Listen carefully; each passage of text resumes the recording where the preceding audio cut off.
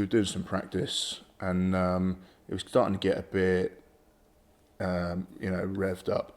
And I didn't roll the ball to start the practice right back to his feet, and so the ball was rolling towards his feet, and then in the last minute, as rugby balls do, it sort of swerved off to the left, and he took a massive affront to that, and then the next minute, the next thing we know, we've each got a hand on the back of each other's head, whilst the sort of right hand is punching each other in the face.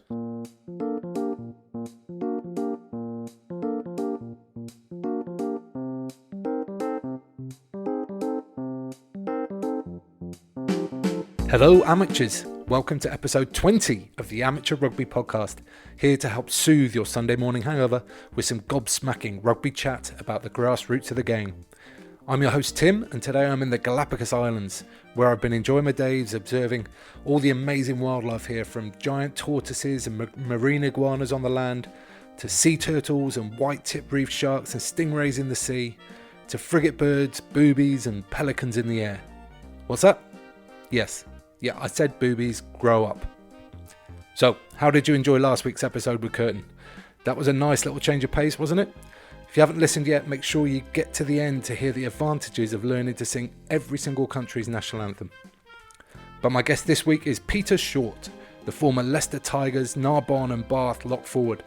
Shorty and I caught up in December of 2019 in Dorset, where he now works and lives, to talk about the early days of professionalism, what it was like to be involved at Leicester Tigers during the halcyon days, his experience in French rugby at Narbonne, and lastly, a successful period at Bath.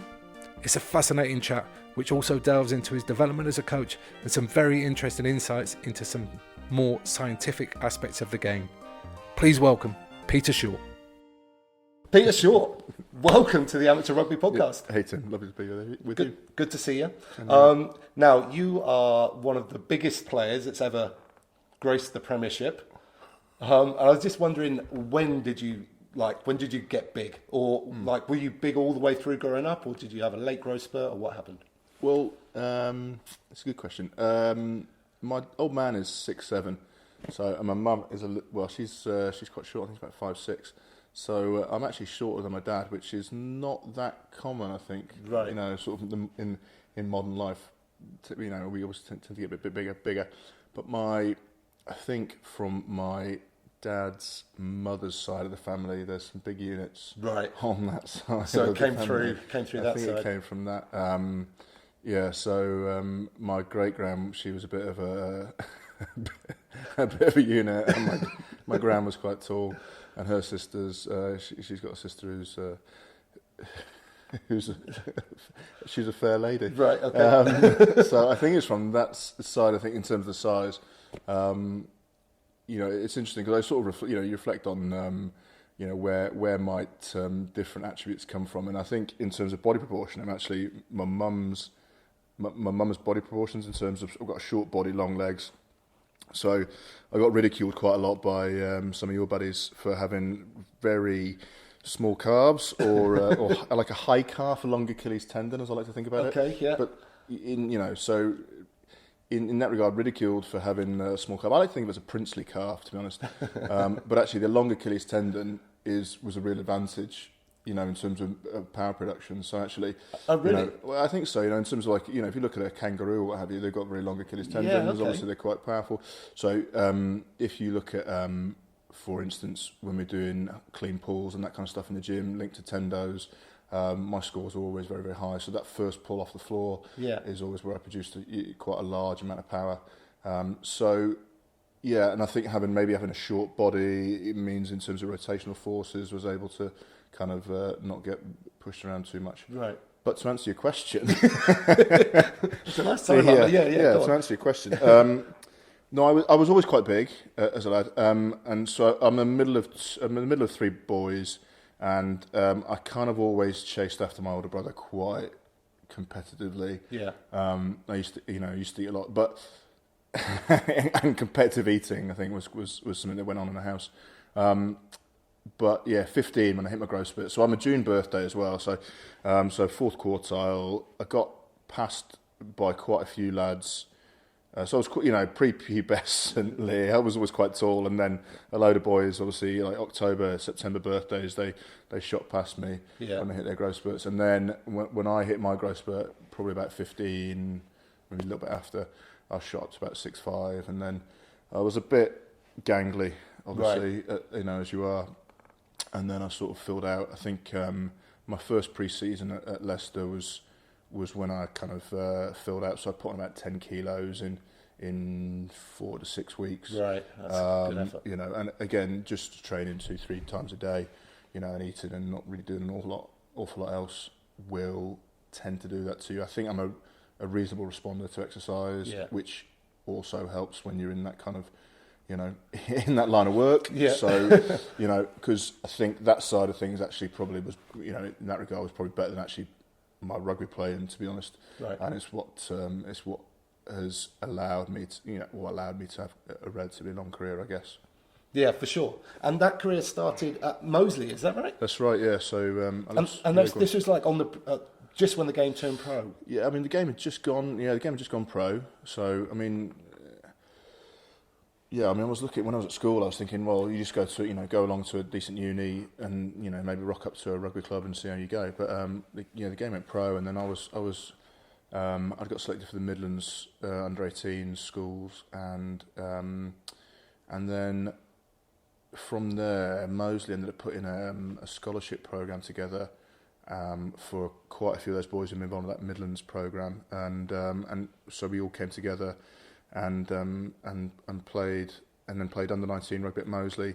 Moseley was the first club to go bust then in kind of December or kind of November '97. So it didn't last long. They spent way too much money on too many kind of not journeymen, but just way too much money on people.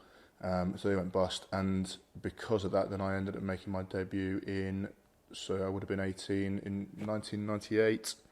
Against London Scottish, for the first team. For the first team, yeah. And then that sort of ran concurrently with under 19s, and then the following year, I basically signed a first team contract which was a part-time contract, whilst I was studying at Loughborough, and played some first team games, some under 21 games. So, Jason Mellors. Yes. So that was my first introduction to Jason, and an interaction with him, and he's been around ever since. Yeah. So what was it like, kind of playing at a high standard and thinking you're just going to go to university, to then the game turning professional, and maybe just changing your approach or your thoughts? And did you think initially maybe I can make a career out of this, or was it just something you were still pursuing because you love the game? Well, I was. It's both. You love the game, and you just do a little bit, and then you do a little bit more, and then suddenly you're playing. At the uni at the time, so I started off at UWIC, I was at Cardiff Met, as it's called now, and I started getting picked for stuff, cause I just rocked up as a fresher, and you're like, I think I'm all right, but then you started getting picked for games and what have you, and then suddenly you're playing against a bunch of Welsh under 21s, and you think, oh, okay, right, well, I don't feel out of place here, and then you play with your first international, and then you play against a bunch of other internationals or what have you, and your experience starts to accumulate, and I guess you either feel out of your depth or you feel like this, this is actually okay. We'll just crack on, Yeah. So I was looking to join the army. So I was hoping to go to Sandhurst and go as an infantry officer, and that just get putting that off and off as things progress, really. So in the end, that the army career never happened, which. Yeah. Is possibly a good thing, given that all the fighting that we might have had to do. Yeah, that would have been quite a lot. Yeah. So you progressed, and that took you to Leicester Tigers. Yeah. So what was it like? And this was kind of the golden era, right, of Tigers, pretty much. Yeah. So the training that you guys did back then is kind of legendary now. What was it like being involved in that, where you basically went to war during the week, or one day during the week, and then fought together on the Saturday? I mean, again, You just think of it as normal. I mean, to begin with, it's a bit of a shock. Yeah. But it's very, very quickly explained to you. If you don't behave in a certain way, it's quickly highlighted, so your awareness is raised pretty quickly. And how was that done? Well, there were a few things. I think they got, the first kind of cut I got at training, I ended up taking myself off. I think, I was bleeding quite heavily from the head. Right. And I popped off to see the physio to get some stitches in it.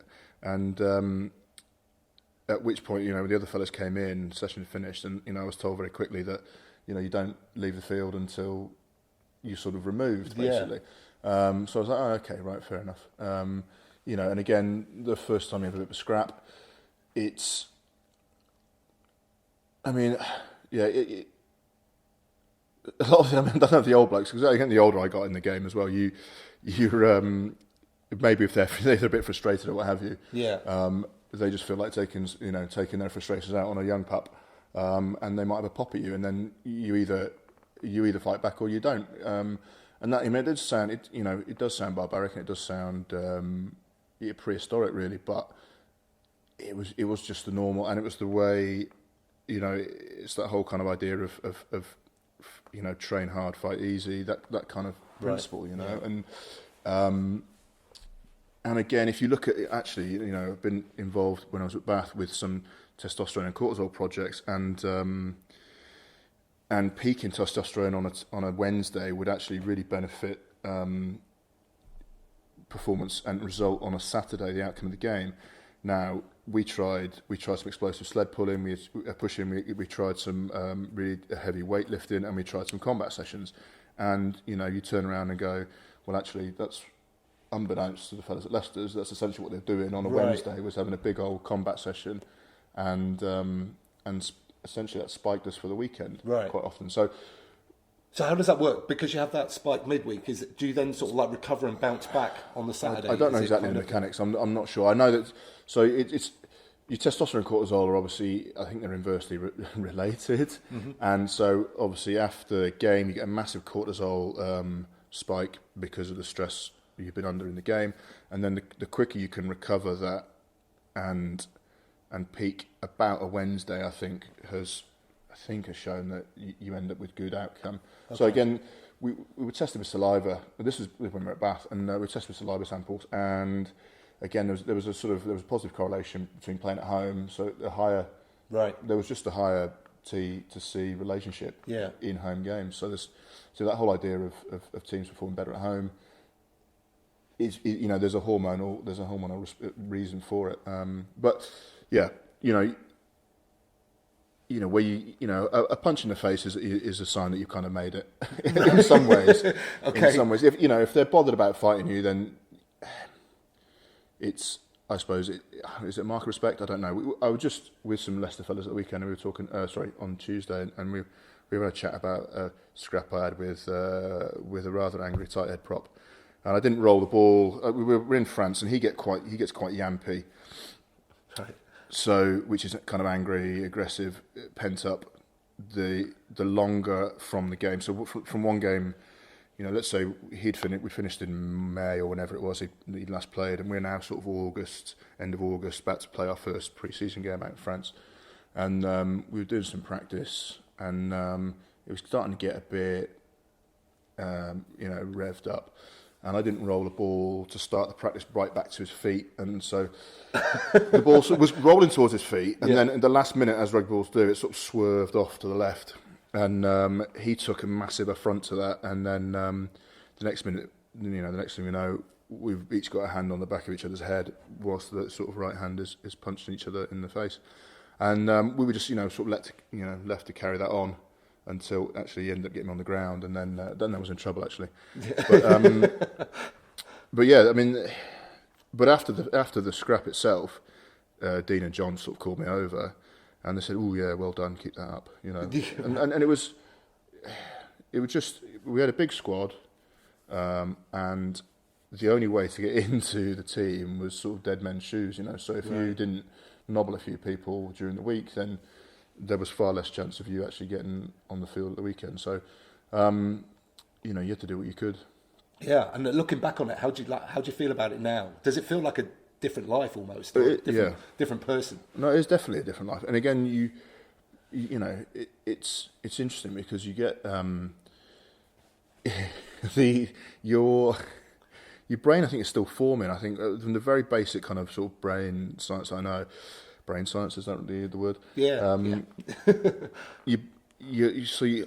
think as late as 25 in young men, your prefrontal cortex is forming still, so that's where all your rational decision making happens. Right. But you also get this thing called pruning going on, I think, which is where all your sort of not useful pathways are sort of stripped away a little bit, so that stuff becomes a bit more, ready to fire. And the pruning that's going on is highly environmentally sensitive. Okay. And you think, and this is going on basically when you're in this environment where it's fight first, ask questions later. So which is great when you're playing a sport where, moving things out of the way and being relatively aggressive is a useful thing. I think on reflection, when you come out at sort of 32 or whatever with the rest of your life to lead, it's not a very useful habit sort of formed, and it does take some conscious effort to sort of not punch somebody in the face to overcome that. So it's it is an interesting sort of situation to be in, but hey, I'm still here, still working. 8 years on, so happy days. Okay. Yeah. So then you had a chapter of your career in France in Narbonne, was it? That's right. Yeah. I mean, I think about French rugby and French forwards, and you kind of fit the bill for French rugby. They're like big, heavy men. Yeah. How did you find it over there? Did you find that you were now kind of amongst equals in some respect? Or it was still. I was 23, 24 when I went over there, so I was still quite young, and there weren't many English guys over. It was before the kind of massive money was getting thrown around, and Narbonne were, they were great in the 70s, a bit like Moseley had been, but so they last won the league in 79 with the Spangeros and all that kind of stuff.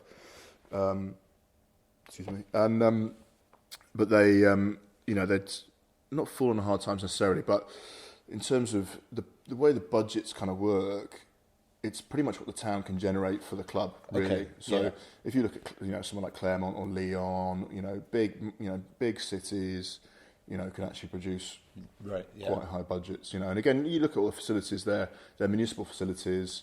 We'd be training on the field, and there'd be kids from the school throwing javelins in towards us, that kind of stuff. So, it was quite a modest budget, and I don't think they really knew what. I think I had a bit of a purple patch when I was in Narbonne, which was great. They had no expectations. It wasn't like I was going over with like some of the guys at Perpignan. They'd sign some bigger stars, because they got a bigger budget. But then there is an expectation to perform. Everyone in town is watching you. It is much more of a community. That it's funny. France is funny old thing. Is these pockets of population, and they don't tend to move around very much. So, which is why you don't get lots of away fans at all. I think we had one away fan come back on the bus with us once from Bourgoin, because he was the only bloke in the stadium. Wow. So you just don't get people travelling very far. Narbonne is just this very localised population. They didn't, I'm not sure they had huge expectations of me. They knew I'd come from Leicester, but they weren't quite sure. And I started a lot of games, which was what I hadn't done at Leicester, which is hence the move. And it was a fairly pressure-free, environment really. But in terms of your large, there were some really big, horrible. Yeah. It was still back in the day when there's some big, horrible French blokes knocking around, and you think of like there was a Russian fella over at Montauban called Sergeyev, who was this massive bloke, just enormous, big blonde hair, huge fella. A fella called Pourcou, played for Perpignan, who had a head like a massive Christmas ham. Garrett Morgan was playing over at Pau, and I think the owner at Pau at the time, he owned an abattoir as well, so he would essentially be sort of touching you when he met you to prize you up for meat in terms of what you get if you were slaughtered, basically. So there was that's nice. Yeah, it was lovely. It's lovely to look at it. They did like big men. I was listening to the interview with Ben Mercer the other day, and he's right. There'd be moments where they could just break out and do some crazy things, and it would all go to hand. It'd all stick. It would be amazing. But we're going through this whole kind of Brumbies influenced pre-organised. You know, you got to run here, you got to run there.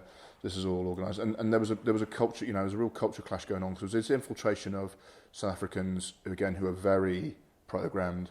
You know, quite a few Australians, quite a few Kiwis, Argentinians. So, and I think French rugby, it was doing all right, but again, you've got this. I think Ben mentioned it as well. You know, they're not super comfortable in the weights room. You know, so I think they were lagging behind there. Okay. There were some really good athletes, and again, if you look at their sort of back rows, like Julien Bonaire and those guys, you know, sort of 6'2", 6'3", but all quite athletic, but not massive. You know. I think they were. I think they felt like they were slipping behind in that regard. And I think if you look where French rugby's gone, it's gone through this real patch of like losing its identity. Yeah. But going back to 2003 and the rugby we played, there was a lot of one out, smashing people in the wet on a Friday night. You know, big horrible blokes basically. So it was, you know, from that regard, it was a really great, you know, learning, you know, experience for me. You know, I'd obviously had a great experience at Leicester in terms of learning from some absolute legends of the game, and then you know you go across to France and you have to deal with some really horrible blokes. And again, the pressure on each guy, you know, and each team to win at home, is massive. It's even bigger there in France. It's even bigger, yeah. You almost never win away a lot of the time, right? No, I mean, second season there, we actually had a pretty. I think we had one of the best away records in the league, but we had a terrible home record. Or you know, in comparison to what we would have hoped for, I think. And again, if you look at our budget, we had second smallest budget, and it's when the top 16 went down to top 14. So they were losing 4 teams from the league as well. So the pressure was really on actually. But we actually ended up with some great away wins. But yeah, the away, you know, to win away, the referees were pretty iffy as well. So this whole kind of massive pressure to win at home, you know, and guys, they would, you know, it is a very macho society. So you end up, you know, everyone wants to perform in front of their family. Again, because you get this massive congregation of all these people who know you. So the last thing you can do is let them down. And so everyone is like absolutely like banshees when they're away, when they're playing at home. And then there's definitely a slightly more relaxed attitude to playing away. Going back to the style of play, are you more comfortable in that kind of more rigid, more scripted kind of game plan, or did you prefer the more typical French style? I think. Look, I mean, in terms of the way that you know we got to play, I think I had been quite comfortable sort of running around, you know, mind my own business before I got to Leicester. And then Leicester, there was a lot more structure. Certainly defensive structure was one of our super strengths. And then, you know, guys like Pat Howard and then Rod Kafer in particular brought across that Brumbies style of play. Pat was much more off the cuff, but Rod was very, very scripted. Yeah. Which I don't think was a terrible thing necessarily, but again, you know, I think there's a balance in it in every way. And again, you know, you come onto your own coaching, and actually, if you're using principles of play, then you know, and if you're playing in the tight 5, you want to be in the middle of the field roughly. Actually, you can't go too far wrong. I think the way we played at Bath under Steve Meehan, I think, and with Mark Bakewell coaching the forwards, I think was the place where I felt most comfortable. Brad Davis coaching the defence. Yeah.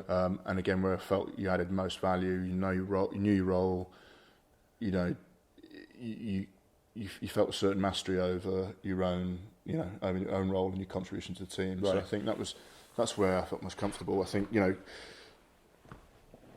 with the French guys, I think that, you know, they literally anything was possible. Which wasn't always a comfortable experience. Right. You know, you'd look at this sort of fullback setting off across his, you know, right across his own goalposts, and you know, in his 22. That would always put the fear of God into you. But, what the hell are you doing? Okay, so just in terms of the differences between Leicester and Bath, I've heard Lewis Moody talk about this a few times on his podcast, that he found it very difficult coming from that Leicester mentality to then Bath, which was very different in terms of kind of more relaxed, and the training was less of a battle. How did you find it? I mean, I think he's got a fair point, but I think if you look at I think you look at the training itself, like we know with the squad at Leicester, you're essentially getting asked to break people. So I think I had an appraisal one year, and they said, look, you haven't broken many people this year. Right. You kind of need to. Yeah. But that was sort of, when did I leave there? 2003. You come in 2005, 2006, 2007. Like no one's going to encourage you to break people in training. It's not helpful to a squad mentality. We certainly had fights at Bath. Were they as frequent as the ones we had at Leicester? No. When you think like every Tuesday, Wednesday, someone would probably do something to somebody. So I think actually the training was more professional at Bath. I think time limits, time on feet was much better controlled. Numbers of jumps you got to do, all this kind of stuff. It's all moved on. I think what you had at Leicester was a really strong player. Was a really good senior player group who managed the culture, looked after the culture, protected the culture. I think possibly at Bath, senior player group didn't protect the culture and we didn't protect each other as well as we should have done. We weren't maybe as responsible as we should have been. And probably the joys of youth, you think maybe you go on forever and this is how it's going to be, and actually this can never end, and actually quite quickly you can undermine yourselves as a group, and you end up on the skids. We've been going quite well off the field, and I think guys have been getting away with stuff, and then obviously things got pulled up and the squad was sort of dismantled prematurely. We had changes in coaching, the coaching group. I think perhaps two of the coaches didn't quite get on with each other as socially, and they find it a bit of a struggle. But actually, I think if they reflect on their time as coaches together, they may realise that they were actually good for the group, and the group was stronger with them both involved. When the coaching group changed, performances dropped off a little bit, and again, obviously, we as players take a massive responsibility. And I think once we checked that, and we started to work a little bit harder as a group, results, not surprisingly, kicked back up. But there's always going to be like a bit of a drop off, isn't there, when there's a coaching change, because you're probably trying to put in new processes, slightly new ideas, and it takes time for that type of stuff to bed in. I don't know. I think we had one coach who I think you've gone from a coach who was very, very specific about detail and very detailed to a coach who was more generic with less detail. And actually, when you're talking to pros, like you like work ethic is you're expecting guys to be working hard, trying hard. It's their livelihoods. Now you don't need to be told to work harder necessarily. I mean, occasionally there are times, but if that's all you're offering as a coach, then I don't think you're probably offering enough. When some guys are really needing to work out technical aspects, if you look at Mark Bakewell, Mike Foley, highly technical coaches, really useful at problem solving, particularly with guys in the front row, and other various bits and pieces as well. So those are two guys who I think I learned a lot off. Brad Davis in particular as well, from a defensive point of view, really helped me on that side of the game. I think it became a real strength of mine, working under him as well. So, what were some of the key things that Brad taught you that you think really improved your defence? Defend the ball. The ball's a threat. So you see it. We get a number of, you get a number of. We see it in schoolboy. So much stuff. So much, particularly when your kids come from prep school. You got one kid trying to do everything. So, stay in line. Yeah. So no one's shooting into cover. That whole idea of corner flagging is terrible. You're leaving space in the front line. So he totally eradicated that. And the ball is a threat. So there'd be times if you're defending, if I'm a winger defending, my winger doesn't have the ball, and let's say you're inside him, but not necessarily my man. Yeah. If you've got the ball, you're the threat. So as soon as you step and engage the line, I don't have to worry about this winger because he doesn't have the ball. You've got the, so we need a two-man tackle. We're going to 2v1 people.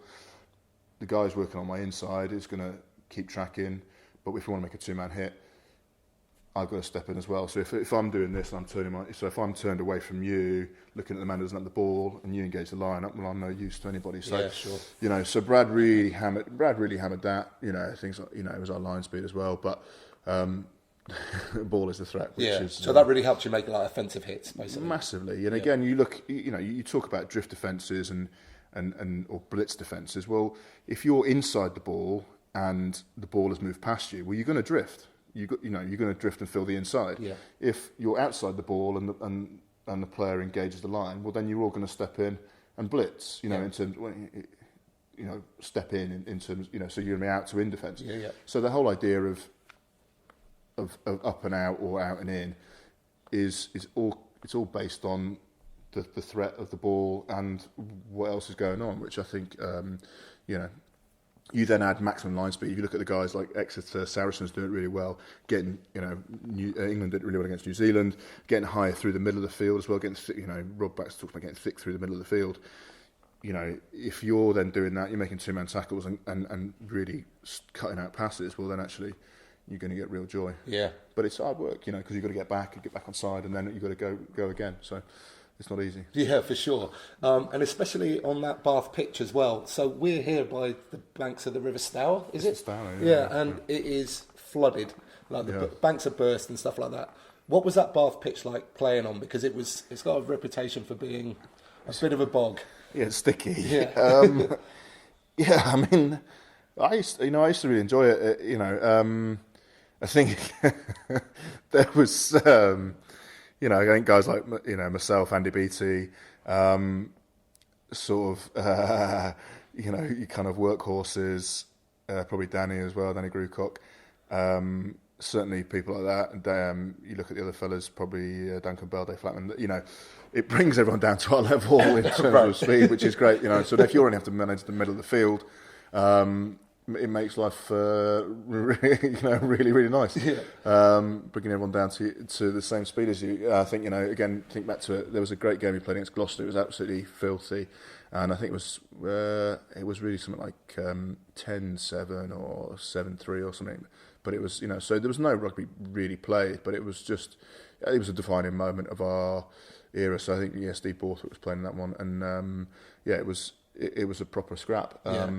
And again, I think if you're rocking up to Bath on a Friday night, I'd expect wet weather. Yeah, sheeting rain and a stand without a roof. Nick abandoned on, and Joey Maddock probably didn't enjoy it quite as much. And again, if we went up to Sale on a Friday night, I think we'd tend to leave Nick at home. Right. Yeah. Save it for next week. Yeah. Yeah. Keep your powder dry, Nick. Yeah.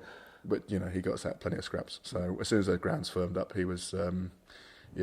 He was the man. But if you look at sort of, we had Johnny Famatino as well at the time, and again it gave us great variation in our line out, but also in terms of the speed and what have you. And again, in terms of the flankers we played, Johnny wasn't used huge amounts in the wetter months. It was Andy Beattie who's he's trucking it up. He's a real dog. Yeah, loves it on the floor, kicking things. Yeah, a bit of foot rush, and away we go. So. Yeah, I really enjoyed playing at Bath. Yeah. So you just mentioned there about playing against Gloucester, obviously a local derby. Yeah.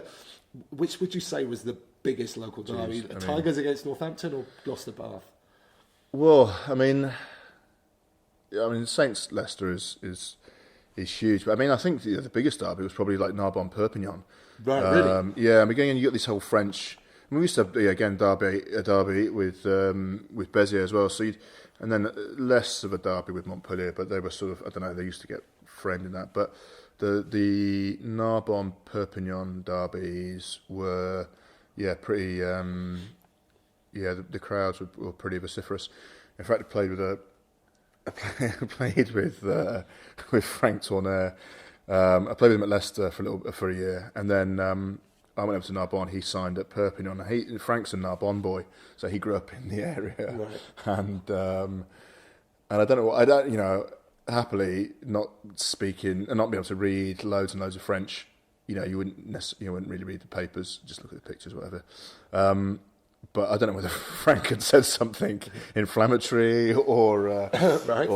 but again, also Perpignan were full of rock stars. They came to our place. I think it might have been like something like March or whilst it was the playoff play down. Used to be 2 pools back then, top 16 was going on, and we were sort of 5th, outside chance, like a wild card type place. They were kind of in the hunt for a final, and I think we put a record score on them. And I remember Frank getting substituted, and Narbonne's got sort of 3. It's sort of like a horseshoe ground. So because it's so windy there, you get this wind called the Tramontane, and so it's got a big baffle on one end of the ground. But as he left the field, he was kind of roundly whistled and jeered, and he sort of he gave each stand a nice salute as he left the pitch. And then we went and signed him. So about 3 months later, he's rolling out for us in Narbonne. And then sort of maybe a month after that, then there's, LA Frank signs being held up by the supporters. So, that was, the Narbonne Perpignan derbies were pretty tasty. Yeah, nice. Okay, good. And you kind of mentioned something there about taking these things that you learn into coaching, and that's what you're doing now, and have done for some 8 years now. Is that right? Yeah, so I just had my 8th season, as a sort of full-time coach. Yeah, down here at Camford. Yeah. And how's that going? Yeah, I mean it's ups and downs in terms of performance. I think you're sort of aware that.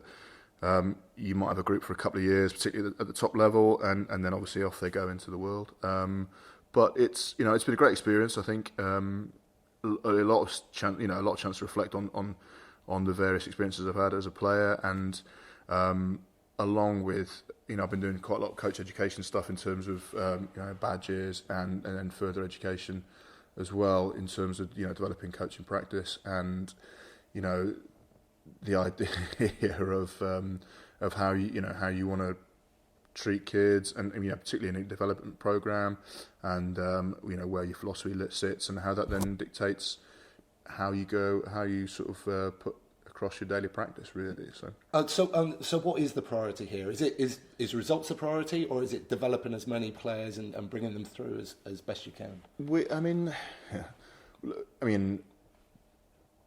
I'm in a happy position in that I'm not going to get fired if we have a terrible run of results. I know this because we lost every game as a first team last year. Right. But that group was we had 10 lower 6 guys in that group and 1 fifth form boy, and they all came through this year, and we had a very successful season. So you can't have that success necessarily without them experiencing what they'd experienced the year before, So failure is a really, really good teacher. Yeah. In many ways. Now you don't want kids to have to go out and fail because it does all sorts of things to self-esteem and all the other bits and pieces. You want them to feel competence. You want them to start to feel mastery. You want them to feel like they're getting better. But what was great about this group, I think, is given the options they've got, given the lifestyles that they have, these are affluent kids. They don't necessarily have to put themselves into a situation where they're, basically being made uncomfortable. Right. 3 times a week. Yeah, they're choosing it. Yeah, they're choosing to do Yeah. it. So they chose to stay with each other. They chose, to pull together, and we decided, we needed to work a little bit harder. Which we did, and there was no complaint over the kind of work we got through, and the results were really, really pleasing this year. So, and if you're using that in terms of development, and say, hey, this is how we were able to get success, then it's a really, really useful lesson for them going out into the world, and as they become, as these guys go from boys to men, and out into the world, so it's. From that point of view, it's a really, really useful experience. I think. In fact, probably one of the best I've had, because we didn't expect. These guys weren't. There's a couple of rock stars in there, but by and large, they're very, they're schoolboys. Yeah. They just like to play rugby. We've had a couple of groups in the past which has been pretty talented, you know, and two of them 2 years together where they were super talented. So, and you expect, you know, because of that, you have expectations. These guys have just come off a season where they haven't won a game, you know, and then they turn around and played some absolutely sensational rugby, you know. So, the experiences from last year didn't curtail their ambition, it curtail their passion. And I think that was a really satisfying experience, you know, from my own coaching journey so far. Yeah, it sounds like it's been a great lesson in life as much as anything, that you can turn things around even if you're you know the results aren't going that well. Yeah, I mean that's it. I think, you know, it's you know, it's all sorts of platitudes and kind of trite sayings, but you know, nothing is, you know, nothing permanence. It's this whole idea of permanence. It's not permanent because it doesn't have to be. You don't have to accept things as they are. If you want to go out and change things, then you can. You need to, you know, you obviously need to sort of think about how you're going to do that and where you best, you know, what's going to give you the best bang for your buck, I suppose. But it's a whole idea of you know, they're not the finished article. Improvement is a lifelong thing, you know. Yeah. So if we sort of given that awareness, and I think that's a really useful experience for us all. Yeah, for sure. Now, just thinking back, so I stopped playing and then I coached for 3 years. Yeah. And I thought of myself as a fairly, like a thinker when I was a player. I thought about the game a lot. But then when I started coaching, I realised that I kind of didn't really know anything about the coaching side at all, even though I thought I knew a lot about the game. Yeah. Did you have any kind of like similar experience when you first started coaching? Yeah, definitely. I think... yeah, I mean, certainly. I think like when I did level 3, it was still very hands-on, very rugby. There was still not huge amounts about the coaching philosophy. When I did level 4, it's a lot more about coaching craft. It's a lot more about people. It's a lot more about the psychology of things and the interconnected nature of them all. You know, and I think everything is happening. You know, this whole idea that you learn these subjects. You know, psychology. You know, the physiology that needed to, you know, for strength development, all that kind of stuff for rugby. Right, here's the tactical aspects. But they're all going on at the same time, all the time, and it's, you know, which bits you choose to emphasise or just back off at any given point, depending on the purpose that you want to get from the sessions. So I think doing that level 4, and then I'm gone on to done some further study as well. It's still ongoing. Right. If I ever finish it. When did you do your level 4? So I started that in 2015. I finished that in 2017, and then I went on did a postgrad certificate with Hartbury, which I graduated from last year, and then I'm trying to do the masters. Right. So I need to do another bit of work. Yeah. So that must take up a lot of your time. Well, not at the moment. When you don't do anything. But yeah, when in theory, it should take up a lot. No, it has taken a lot of my time. I've been thinking about it, but I just think of stuff to write, and I need to do a bit of reading. But I do enjoy the reading side of things. I do enjoy reflecting on why stuff happens, why are people like they are, and why they're reacting the way they are, what's caused it. So I do enjoy that, and I think it gives you a broader perspective on the whole idea of, you know, of human behaviour and you know, just being human, and also the idea of improvement as well, and how you can get that. You know, rugby is just, you know, the whole idea of education is you know, kids get better at stuff. Rugby is just it's an informal way of teaching behaviours and various bits and pieces to kids through the medium of some, you know, of team sport, you know, which I think is really great, actually. And again, because it's quite complicated, even though it's a simple game at its essence, it's got a lot of moving parts, doesn't it? You know, and I think the nuance and the slightly complicated nature of, you know, the rules and what have you is what makes it interesting. It's what makes it hard. It's what makes, you know, and again, allied to the fact that you are running in the sort of vertical plane and then you're playing bent over a lot as well, makes it massively difficult on the heart and lungs and muscles. So it is, I think it's, you know, without doubt, I think it's the best team game going, but I would say that. Yeah, we're a bit biased in that We are respect. biased, yeah.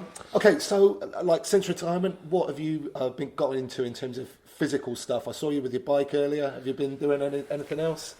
I got into bicycling about 3 or 4 years ago, and I think it's a bit of an obsession, I suppose. Right. I sort of scoffed at it a little bit when people suggested I get a road bike, but I found it fairly addictive. I don't know, maybe I've got a bit of addictive personality, but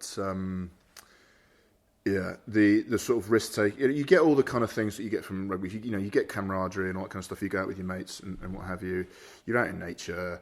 It's a little bit. It's not comfortable necessarily. Do you know what I mean? Yeah. Sitting on a sort of knife edge on small wheels. Yeah. Going as fast as you can. Well, traffic seemingly wants to knock you off at every moment. There is risk to it, which I actually really enjoy. The speed is really great. It's a bit like, I think it's a bit like skiing in some regards. It's the closest thing you can get to downhill skiing without going downhill skiing, I think. And then obviously you get the massive endorphin, boost from smashing yourself, and because of, the calories you burn up, you can have a cake or two. So it's it ticks all the boxes, and it sort of keeps the lower limbs going, which. It's interesting you said about social there, because actually I always think about cycling and I just think about it being a solo thing, like you're out there on your bike on your own, but it's not, right? No, it is. I mean, I think it depends if you're pouring the hurt on people or if people are pouring the hurt on you. Yeah. I think if you can go out on your own and you can you can be alone with your thoughts and spend time on it, and that's great to do, but it's like most things, most experiences are better shared. I think as humans we're wired to be with other people. It improves experience. So the pain, and the suffering when you're with other people is somehow diminished because you're sharing it with other people, and then equally the highs of achieving, doing a nice climb or doing a hard ride is always boosted by being with other, again, sharing it with others. I think it's. Yeah, whichever way you cut it, hanging around with others is always better. Yeah, for sure. So, any injuries from the career that are still hanging around, or? But there's plenty. I mean, I don't know if any players are listening that think it sort of finishes. Yeah, no, sadly it doesn't. There's some pretty good arthritis going on in most joints. I think the knee's ready to be replaced. As soon as the pain gets too much to deal with. I had a retina detach spontaneously about 2 or 3 years ago, which I think may have been the result of that tete-a-tete with Darren Garforth. Really? It certainly might have loosened it, and it just gave up the ghost. So I had to have that reattached in 2016. So that was a bit of a shock. So I'm sure that amount of time afterwards. So you sort strange. of basically. I mean, and again, need to work a bit more on the old. I should probably do a bit more yoga. Right. But if we're given a moment's notice to go and do some exercise, I tend to either swim or jump on the bike. So low impact. Yeah, low impact stuff. Yeah. Again, I will throw some weights around. I love doing weights, and I did weights.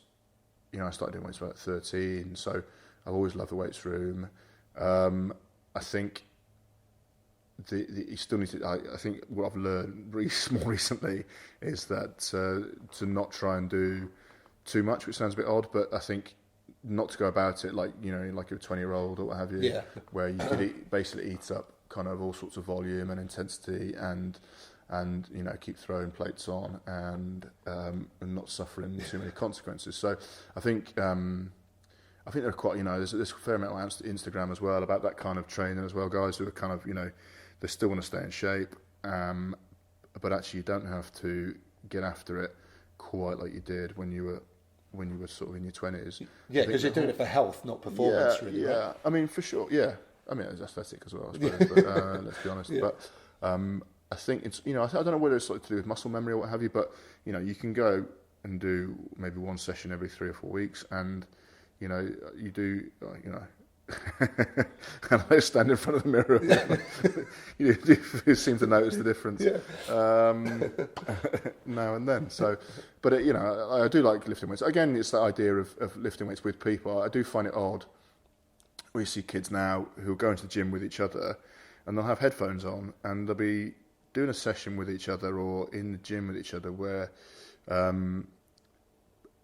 but they're not really interacting with each other. And I do find that weird because, again, some of the funnest moments, I think, when I was in the gym, you're obviously working hard, you have a good old bead on, but there were moments in between sets where you could talk to strength conditioners about various bits and pieces and really ask them decent questions, and you'd have a little laugh and a giggle and at the same time. So I think the idea of gymnos is, that's a Greek word. I think it's a place to be nude together. I think technically, really, but I think the Greeks did everything nude. But I think again, it's being together with people, doing something. And you build team culture in the gym as well. Yeah, definitely. And I'm pretty sure you get a lot more performance out of each individual as well, with people geeing each other up and all that kind of stuff. Yeah, I mean,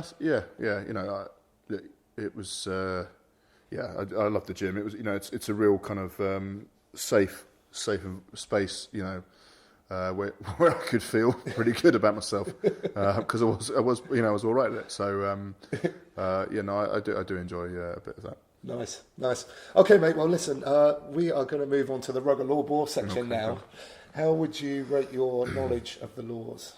Well, I do have to referee. So I referee, prep school games, and I referee the occasional game with the kids, as well as training sessions and what have you. I'm sure they would say that my grasp is pretty sketchy, but we'll see. We'll see. Okay, well, it's just a bit of fun, hopefully just improve the law knowledge across the game. So with that in mind, it's time to find out, Peter Short, if you are a rugger law ball.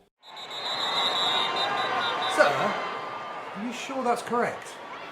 A team attempt a kick at goal. It's into a stiff wind. The ball travels, goes over the crossbar and between the posts, and then is blown back into the field of play. What does the referee give?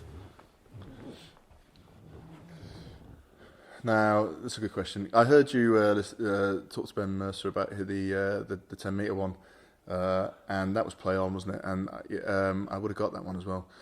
I think it's not going to be given. It's incorrect. Yeah, it's given.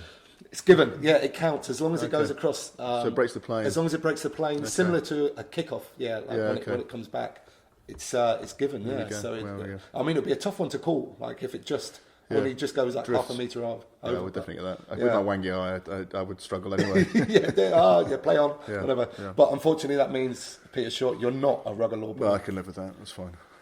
Happy days. Every day's a school day. Literally here. Yeah. Okay, let's move on to the stash questions. So, what is the favourite bit of stash you've ever received? I guess it would probably be some kind of England kit or something from when I played, one of the representative teams. Which teams did you play for? I don't like to talk about myself, obviously. But I played for my first cap was with the 21s. Okay. So that was was that 1999 or 2000? I think it was 2000.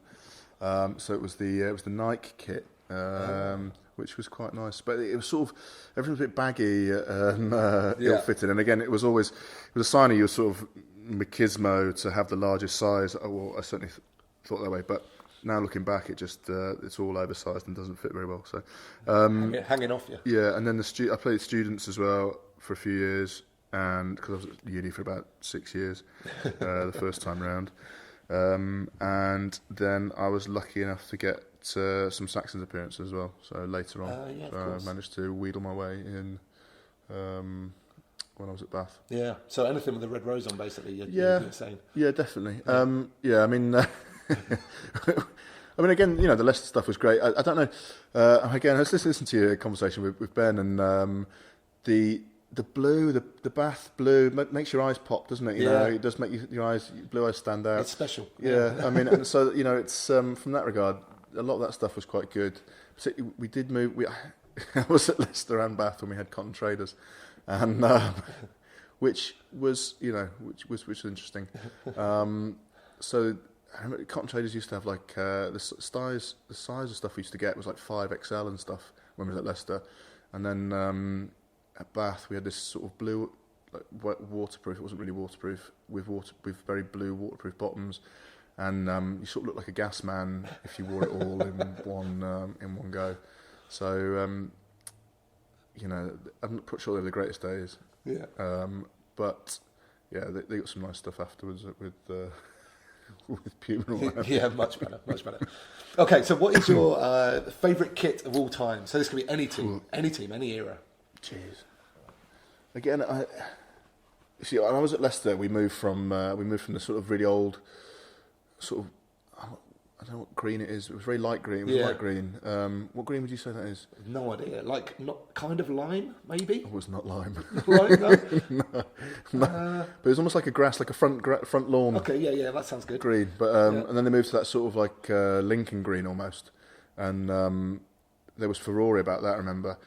Yeah, I mean, I did enjoy the Leicester kit, but because again, I was there when they moved away from the classic hoops, which again caused furore. Yeah. I think I'm quite into my block colours. I've got to be honest. Okay. And I think I like Johnny Cash as well, so it's difficult to go for them with the All Blacks. I think particularly when the fellas wear the All Black boots, they look quite snazzy, don't they? Yeah. Yeah, they were the first with that kind of very figure hugging kit in 2003. Or was it 99? Would have been 99, wouldn't it? I think. Wow, really? Yeah, I think they were then. Yeah. Yeah. So the block colour of the All Blacks. Yeah. Nice. Okay. Cool. And is there any like current stash crush, or alternatively a kit that you think's disgusting and should be thrown in the bin? Well, I mean, again, some of the Italian kits are pretty horrendous, aren't they? They're fairly. It looks like someone's thrown up on a shirt. Oh, right, the club kits. Yeah, the club kits. Yeah. I mean, the Azzurri are they're quite fetching actually, quite stylish. But I've got a real thing for American football kits at the moment. Oh, really? And again, the block colour. I was watching Tennessee Titans the other day in a sort of light blue, almost like a Sherborne blue top and bottoms. And again, and the New Orleans Saints in all black with a gold helmet. And I'm rather taken with the American football kits. Amazing. Okay, well, that's the first cross-sport answer that we've had so far. So I feel very pleased. Yeah, that's absolutely fine. Okay, mate. Well, listen, that's the end. Thank you so much. It's been a real pleasure. Hey, and if people want to get hold of you, how might they be able to do that? Jeez, I try not to. Try to avoid all contact. I am on the social media. Yeah. I'm on the Twitter as I think I'm at the Duke of Rugby. Really? Yeah. Okay. Which. Before people think that's rather presumptuous, it's all to do with our positions here and my sort of fascination with Blackadder as a kid, and instead of the Earl of Wessex is not dead. Yeah.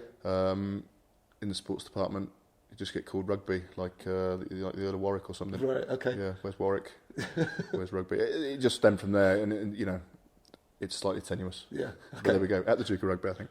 Happy days. Well, listen, I'll link all that up in the show notes for everybody. So I'll just say thanks again, mate. It's been a pleasure. Thanks. Good to chat to you. Thanks very much again to Shorty. It was great to catch up, and I was particularly interested in his thoughts around brain development up to the age of 25. That was an angle that I'd not been aware of previously.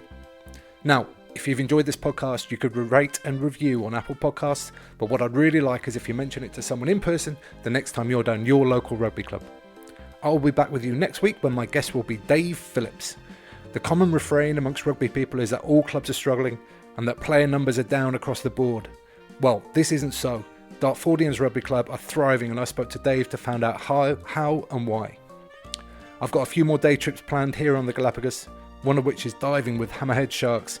So if an episode doesn't appear in your feed next week, well, you know what's happened to me. But until then, get out and play.